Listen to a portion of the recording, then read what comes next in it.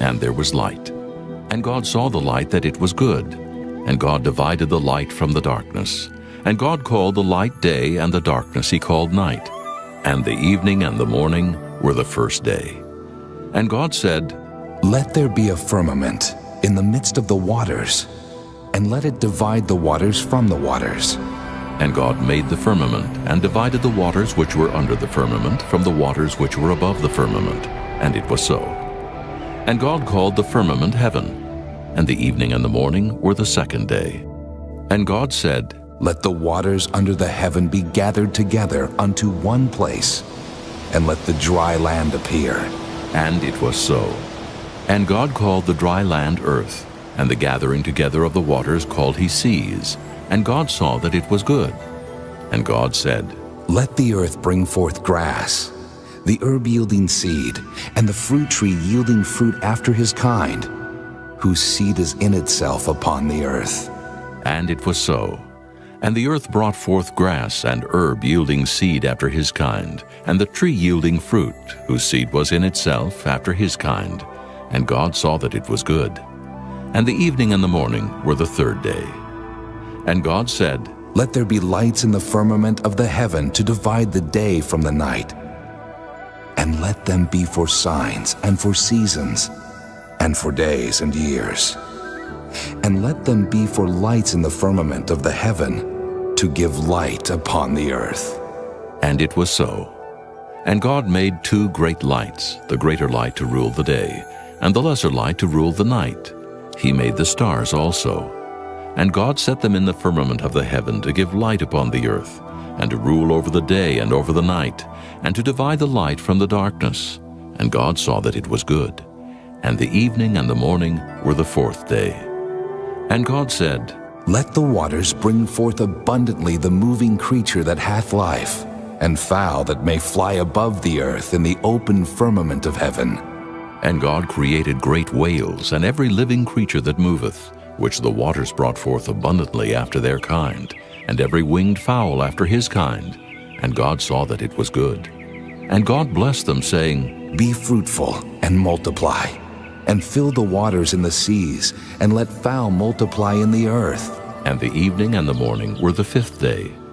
And God said, "Let the earth bring forth the living creature after his kind, cattle and creeping thing, and beast of the earth after his kind." And it was so.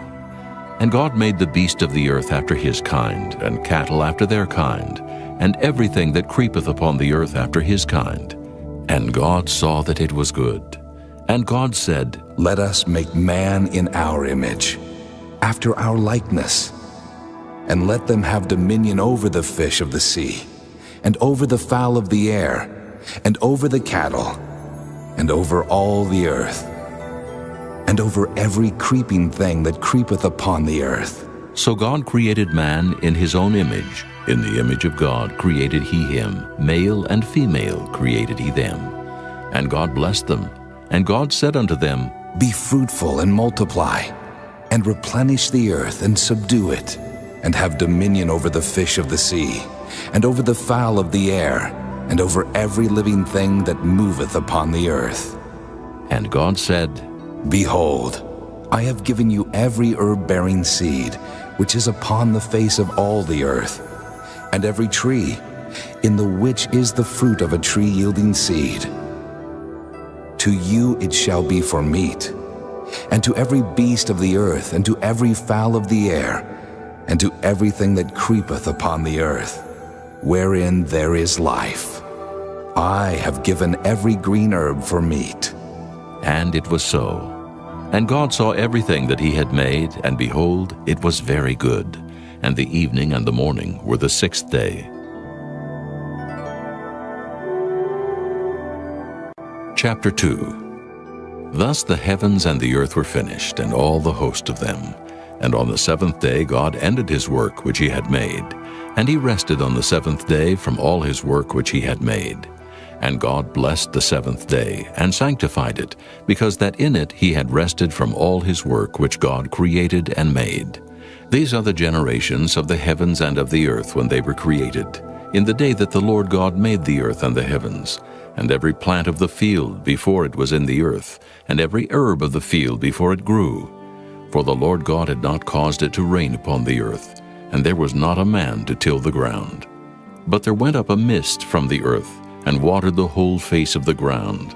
And the Lord God formed man of the dust of the ground, and breathed into his nostrils the breath of life, and man became a living soul. And the Lord God planted a garden eastward in Eden, and there he put the man whom he had formed. And out of the ground made the Lord God to grow every tree that is pleasant to the sight, and good for food, the tree of life also in the midst of the garden, and the tree of knowledge of good and evil. And a river went out of Eden to water the garden, and from thence it was parted, and became into 4 heads. The name of the first is Pison, that is it which compasseth the whole land of Havilah, where there is gold, and the gold of that land is good. There is Delim, and the onyx stone. And the name of the second river is Gihon. The same is it that compasseth the whole land of Ethiopia. And the name of the third river is Hiddekel, that is it which goeth toward the east of Assyria. And the fourth river is Euphrates. And the Lord God took the man, and put him into the garden of Eden to dress it and to keep it. And the Lord God commanded the man, saying, Of every tree of the garden thou mayest freely eat, but of the tree of the knowledge of good and evil thou shalt not eat of it. For in the day that thou eatest thereof, thou shalt surely die. And the Lord God said, It is not good that the man should be alone. I will make him an helpmeet for him. And out of the ground the Lord God formed every beast of the field, and every fowl of the air, and brought them unto Adam to see what he would call them. And whatsoever Adam called every living creature, that was the name thereof. And Adam gave names to all cattle, and to the fowl of the air, and to every beast of the field. But for Adam there was not found an helpmate for him. And the Lord God caused a deep sleep to fall upon Adam, and he slept. And he took one of his ribs, and closed up the flesh instead thereof. And the rib which the Lord God had taken from man made he a woman, and brought her unto the man. And Adam said, This is now bone of my bones, and flesh of my flesh. She shall be called woman, because she was taken out of man. Therefore shall a man leave his father and his mother, and shall cleave unto his wife, and they shall be one flesh. And they were both naked, the man and his wife, and were not ashamed. Chapter 3.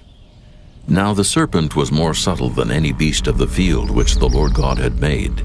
And he said unto the woman, Yea, hath God said, Ye shall not eat of every tree of the garden?